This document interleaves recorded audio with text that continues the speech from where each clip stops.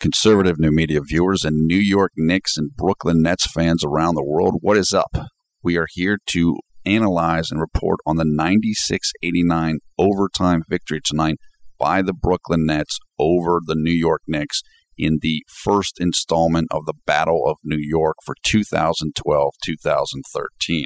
Now, Brooklyn did what they needed to do in this game. We had Jay-Z, who was the part owner of the Nets. He was watching the game in the new Barclays Center with his wife, Beyonce. This was a fun game to watch. The crowd was into it. As you know, only it can get in New York City. They were fans of both sides in the building. Very fun game to watch. Jason Kidd was out in this game for the New York Knicks. So was Amari Stoudemire and Iman Shumpert. So they were a little bit shorthanded, but they definitely had their chances in this game. They surged at the end of regulation. They were down by, like 6 or 7 points late. But then they kind of made a little run, like an 8-0 run, to get it back together and take this game into overtime. But then in the overtime, Brooklyn just pulled away. What was interesting in this game was that Carmelo Anthony and Tyson Chandler outplayed Deron Williams and Brook Lopez, but it's just the rest of the New York squad couldn't get it done. It just was not enough support.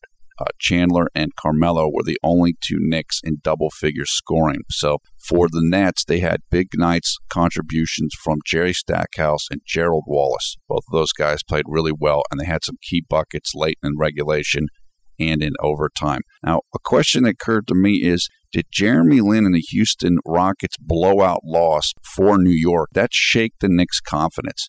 Because the Knicks were, I know they had lost to Dallas before that, the night before, I believe, or not, 2 days before. But it's like, that was just an embarrassing loss. And you wonder if that had the team kind of questioning itself. Because at this point now, the Knicks have lost 3 out of 4 games, and they've lost 4 of their last 7 games after starting the year 6-0. So it's kind of like, are things falling apart in New York a little bit? What I want to know from the commenters and from the fans is Brooklyn the best team in New York City right now? And are the Knicks for real? Or are they just going to fade away? That's kind of what we're seeing right now, is they're at 9-4 after starting 6-0. That's what I want to know from you guys. So leave your comments below. Thumbs up, thumbs down on this video. We will have a full set of links to video highlights, box score, and game stories about this game in the video description below the video player. We also will have in the video description a link so you can come and join the Conservative New Media Facebook group, which has over 2,000 members and is growing constantly. Love to have you come and join that. I am Paul F. Villarreal, the NBA expert. Thanks for watching Conservative New Media. We will talk to you again soon.